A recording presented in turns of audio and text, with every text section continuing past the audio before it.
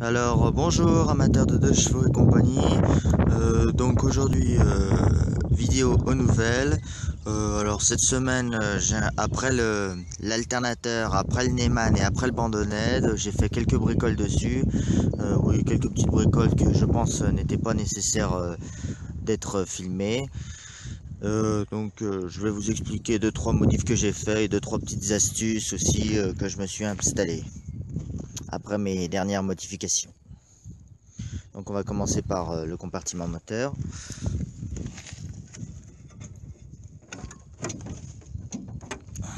J'y arriverai jamais avec la caméra à l'ouvrir ce capot.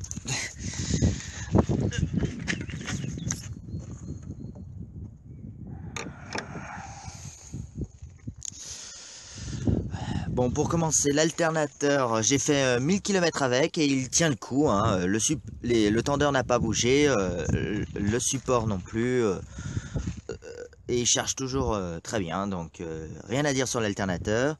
Bon, j'ai changé la cartouche de filtre à essence parce que l'ancienne était vraiment noire. Tout le monde n'arrêtait pas de me le dire, mais bon, moi je pensais, je voulais attendre que l'essence passe plus, mais apparemment ça marche pas comme ça. Enfin bon, donc j'ai changé et en plus j'en ai trouvé une plus grosse, donc je pense que plus gros ça devrait durer plus longtemps. Enfin je sais pas, on verra bien. Sinon, quoi de spécial? Alors, oui, j'ai changé le câble de starter et il est vraiment trop long, le nouveau, mais je vous montrerai pourquoi une fois à l'intérieur. J'ai refait un peu les fusibles parce que comme les anti-brouillards et les phares étaient sur le même fusible avant et que je les allumais pas souvent, ça allait avec l'ancien alternateur, mais avec le nouvel alternateur je les allume beaucoup plus longtemps, et le fusible n'a pas aimé, donc j'ai fait un fusible de séparation, un pour les phares, un pour les anti-brouillards et le troisième c'est pour les accessoires supplémentaires, je vous expliquerai tout à l'heure. Voilà, et l'ancienne boîte à fusible c'est pour alimenter tout ce qui est existant. Enfin voilà, bon, niveau moteur, sinon il n'y a rien d'autre de nouveau, à part le câble de starter, mais bon, je vais vous réexpliquer tout à l'heure. Sinon, prochainement, je pense qu'il n'y a rien d'autre à faire dessus. Si, une petite vidange peut-être, parce que surtout pour changer la cartouche de filtre à huile, mais ça, je pense que je vais pas faire une vidéo dessus. Il y a déjà le Méhari Club de Cassis qui a déjà fait une vidéo, qui vous montre déjà comment faire une vidange de moteur et de boîte à vitesse, donc ce sera peut-être pas nécessaire. Alors deuxième modification, mais bon ça c'est vrai que j'en ai pas jamais parlé, c'est j'ai refait mes bavettes parce que j'ai perdu celui côté gauche et j'ai trouvé un caoutchouc beaucoup plus résistant. Oui, je les achète pas les bavettes, je les fais découpe moi-même, donc j'ai trouvé un caoutchouc beaucoup plus épais, donc j'espère beaucoup plus solide, et j'ai mis le même de l'autre côté, même si le côté droit je l'ai jamais perdu. Voilà, voilà celui de droit, celui qui en restait, et voilà la différence, hein. Bon, après c'est sûr, le caoutchouc est tout neuf et il est plus épais, donc voilà, donc j'espère qu'il va durer beaucoup plus longtemps. À l'intérieur, le bandeau LED éclaire pas mal, hein. Ce week-end, je suis sorti avec des potes et pour attacher, pour s'attacher, ça a été nickel. Donc, je suis très content du bandeau LED, même celui qui est dans le coffre, que je ne peux pas allumer parce que je vous rappelle que j'ai fait un système automatique de mise à la masse. Voilà, alors pour allumer, il faudrait que j'ouvre le coffre et que je mette la béquille dans le support.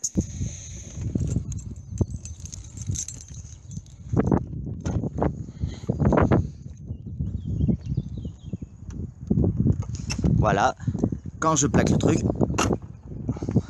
et voilà. Et donc quand je veux faire mes coffres, hop, voilà.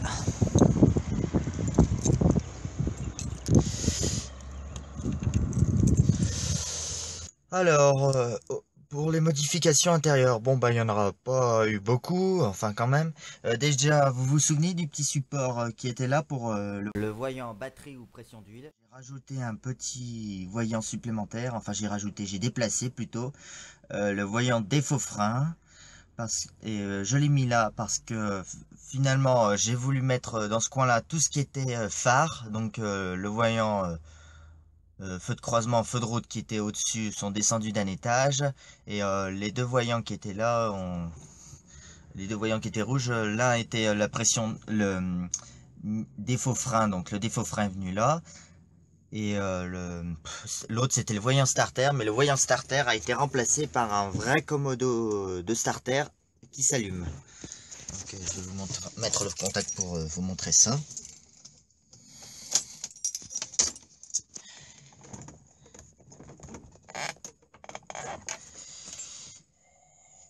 Voilà. Donc voilà, maintenant quand je tire le starter, voilà, j'ai le petit témoin, comme toutes les dernières de chevaux. Moi en 79, ouais, ça y était pas encore. Il y avait juste un il y avait juste le commodo avec une borne de masse, donc on pouvait s'ajouter un voyant, une borne qui se met à la masse quand on tire le starter, et c'est comme ça que je m'étais allumé un voyant en attendant. En plus, ça m'arrange parce qu'au tout début, je me suis mis un voyant sous le vide-vitesse et ça cachait un peu les commandes qui étaient là, l'allume-cigare, etc. Donc du coup, j'ai pu remettre le caoutchouc du tableau de bord correctement. Voilà. Alors, vous pouvez vous demander, pour ceux qui connaissent bien les deux chevaux, comment on fait le voyant défaut frein pour rester allumé. Vous avez dit, vous avez un défaut frein. Ben non, parce que moi en fait j'ai fait une autre modification aussi concernant ce circuit.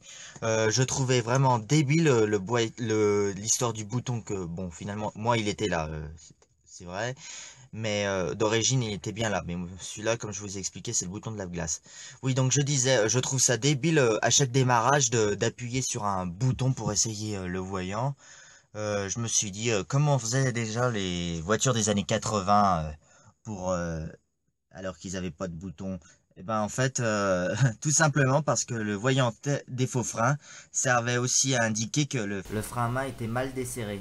Alors oui, j'ai fait en sorte que, attendez, j'appuie sur le frein pour pas me faire de frayeur, que quand je desserre le frein à main, voilà, voilà, vous voyez, le voyant s'éteint. Donc voilà, ça fait un bon moyen de tester le voyant plutôt que d'appuyer sur un bouton à chaque fois, en plus qu'on oublie à chaque fois. Voilà, je me sers du frein à main. Vous voyez, un cran, ça suffit à allumer le voyant. Pour comment j'ai adapté ce système, bon, bah ça se voit pas très bien sur la caméra pour le frein à main. J'ai encore joué avec la masse en fait. J'ai mis du scotch sur les parties isolées en fait, et j'ai coincé dans le support un bout de fil de cuivre. Voilà, qui passe par là, et du fait que... Attendez, j'appuie sur le frein, j'ai pas envie que la voiture parte avec. Et du fait que quand la partie passe dans son logement, voilà, le bout de cuivre se met à la masse, est hors masse, est isolé, pardon, est isolé, donc plus de masse. Et c'est pour ça, à peine je tire d'un cran, voilà, ça suffit pour allumer le voyant. Et puis ça dispense pas aussi de penser quand même à vérifier de temps en temps que le manocontact du frein fonctionne. Bon, moi du coup j'ai dû enlever le frein à main. Alors c'est pour ça que j'ai mis une cale sous la roue et j'ai mis une vitesse. Mais bon, donc là le voyant ne fonctionne pas. Donc alors pour tester le manocontact, alors soit vous dévissez le bouchon et vous le retirez, soit vous faites comme moi, j'ai mis une petite tige qui dépasse là, que normalement quand j'appuie dessus, voilà, le voyant est censé s'allumer.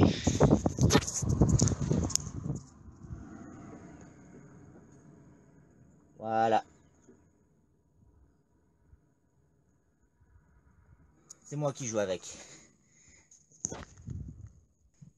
Il a fallu refaire le support, donc Oui, le support s'est cassé en deux, c'est pour ça, donc je l'ai renforcé avec un support métallique et j'ai récupéré juste les petites parties avec les logos dessus pour pouvoir le remettre et j'ai mis un autocollant défaut frein et ça je pensais que ça voulait, et le je pensais que ça voulait dire frein de parking, frein à main. Mais en fait, c'est pour les boîtes à vitesse automatiques qui sont en mode parking en fait.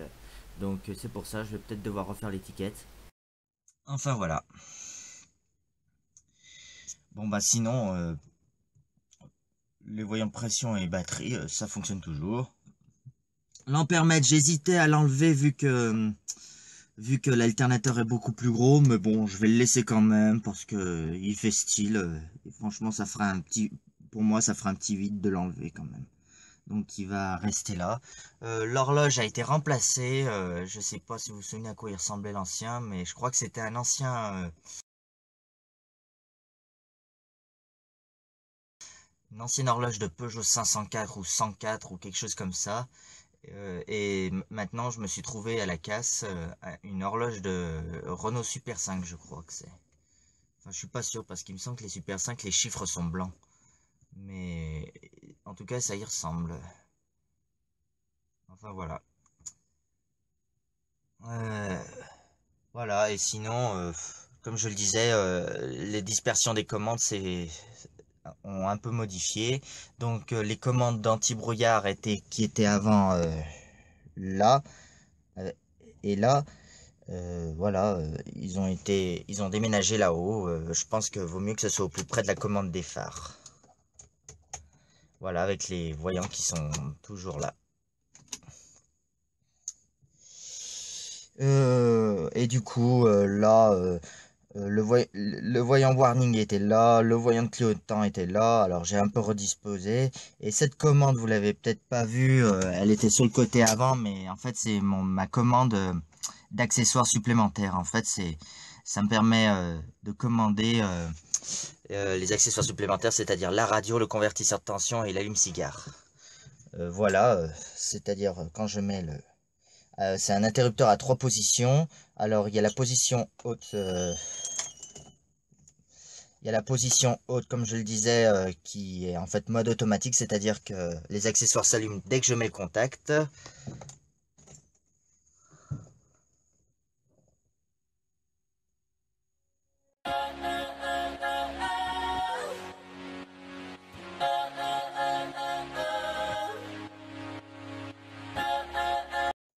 Voilà. Et la position basse qui est marche forcée, c'est-à-dire que ça fonctionne sans contact.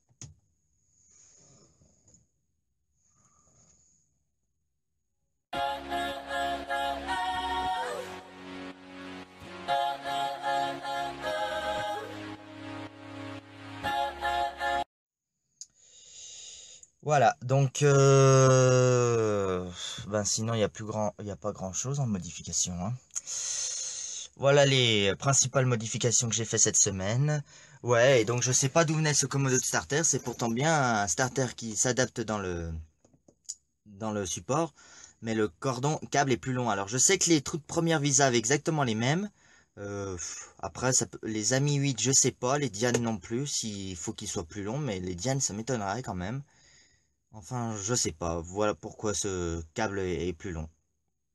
Mais bon, j'ai fait en sorte de le tortiller de façon à ce que le câble se tend et se repousse bien correctement.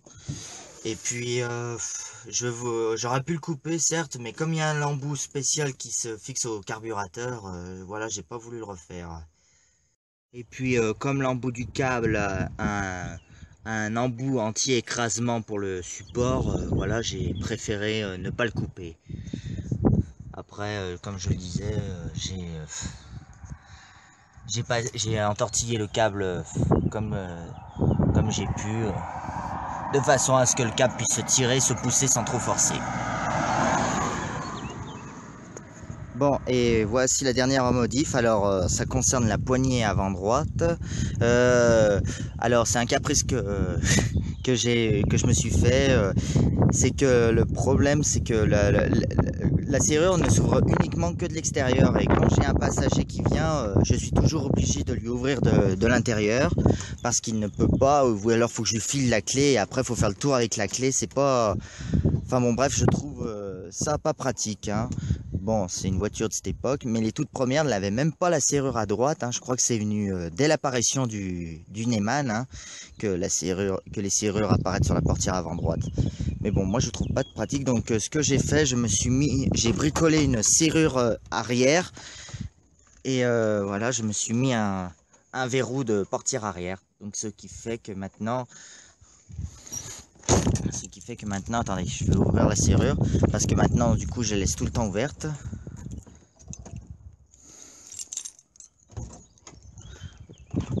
Voilà, ce qui fait que maintenant, j'ai juste à déverrouiller le verrou de l'intérieur et mes collègues peuvent, sauf que là, je l'ai verrouillé, et mes collègues peuvent ouvrir la porte comme une portière arrière. Voilà, je trouve ça plus pratique quand même pour la portière passager.